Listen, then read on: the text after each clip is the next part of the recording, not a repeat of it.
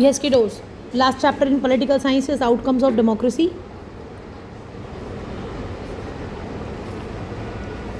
What we need to learn is the features of democracy, जो आप class 9 में भी पढ़ कर आए हैं कि डेमोक्रेसी क्यों होनी चाहिए, एक गवर्नमेंट जो है वो डेमोक्रेटिक क्यों होनी चाहिए. So these are the 5 points. Okay, have a look. What did they say? Promote equality. It promote equality among citizens, right?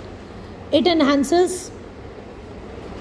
the dignity of an individual. It improves the quality of decision making. It provides a method to resolve conflicts and allows room to correct mistakes.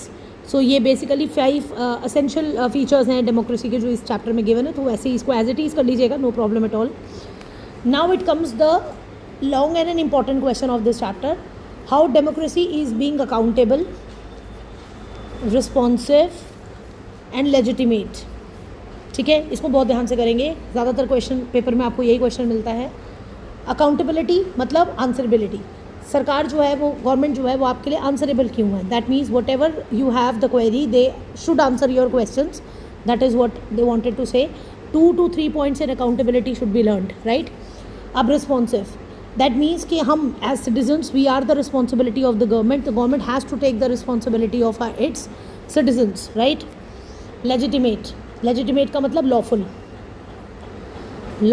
इसका मतलब वो lawless नहीं हो सकते, lawful रहेंगे. Lawful का मतलब यहाँ पर कानूनी तौर पर लॉफुल तरीके से ट्रीट करेंगे, बिल्कुल मतलब लॉलेस नहीं हो सकते, लॉ के खिलाफ नहीं जा सकते. Everyone should be treated equally in the spirit of law, right? तो ये सबसे इम्पॉर्टेंट क्वेश्चन है आपके चैप्टर का. Next part to go is economic growth and development. अब such as this picture is also very important, right? तो इसको भी ध्यान से देखेंगे आप. इकोनॉमिक ग्रोथ का मतलब क्या होता है कि growth, if they give you general difference between them, तो ग्रोथ जो होती है इज़ लाइक फिजिकल ग्रोथ. जैसे आपकी हाइट बढ़ रही है, आप बड़े हो रहे हो तो आपकी height but it is not long lasting, है ना. It is not life long process, वो एक टाइम पर जाकर रुक जाएगी. बट डेवलपमेंट का मतलब आपकी mental development, and it is a life long process. ये चलती रहती है, ये रुकती नहीं है, राइट? जितना आप पढ़ते जाएंगे, you can even do something in the age of 60 और 70 में भी अगर आप कुछ नया करना चाहें, you can do it, right? तो ये एक डिफरेंस पता होना चाहिए आपको. एक पिक्चर को भी कर लीजिएगा प्लीज़ ध्यान से. Read this. नेक्स्ट में है वो, ये आपके PYQ में आ चुका है एग्जाम में, CBSE सैम्पल पेपर में भी था. What efforts has to be taken to reduce inequality और poverty.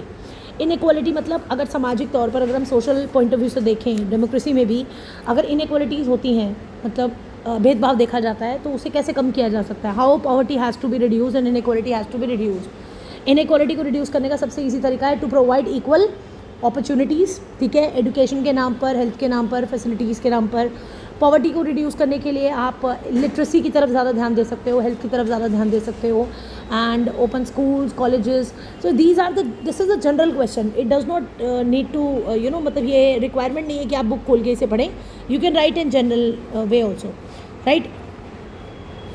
Next is accommodation of social diversity. अब बहुत बार हम ये सोचते हैं कि ये तो सिंपल सा ही है, क्या पूछेंगे आपके 2025 के पेपर में.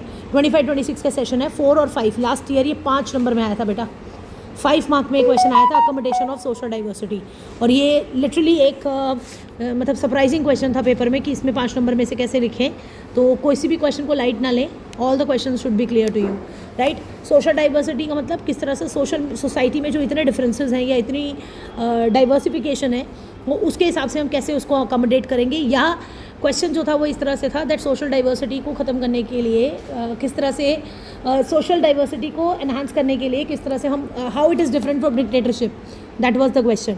तो डिक्टेटरशिप में जो बेनिफिट्स आपको नहीं मिलते, लेकिन आपको डेमोक्रेसी में मिलते हैं जब आप सोशल डाइवर्सिटी की बात करते हो.